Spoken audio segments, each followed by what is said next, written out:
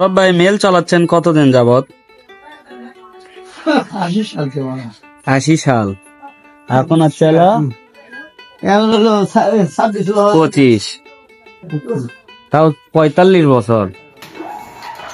বছরের পর বছর ধরে এক কোনায় দাঁড়িয়ে থাকা একটি ঘর শুধু ইট আর মাটির নয়, এটি আমাদের গ্রামীণ জীবনের এক নীরব সাক্ষী।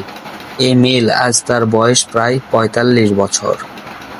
অর্ধ শতাব্দীর কাছাকাছি সময় ধরে এটি মানুষের দৈনন্দিন জীবনের অংশ হয়ে আছে।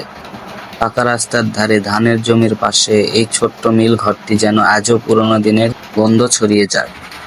এখানে নানা রকম দ্রব্য ভাঙানো হয়, তার মধ্যে অন্যতম হলো সরিষা।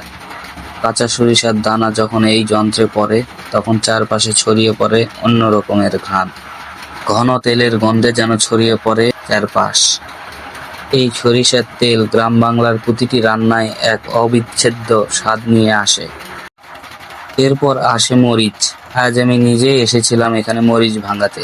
শুকনো লাল মরিচের ঝাঁঝালো গন্ধে যেন চোখে পানি এসে যায়, কিন্তু তাতে আছে এক বিশেষ আনন্দ। যন্ত্রের শব্দে মিশে যায় মরিচ ভাঙ্গার শব্দ, আর উড়ে বেড়ায় হালকা লাল গুঁড়োর ধোঁয়া। এই মরিচ আমাদের রান্নায় শুধু ঝাল নয়, এক ধরনের উষ্ণতা যোগ করে। গমও ভাঙানো হয় এখানে।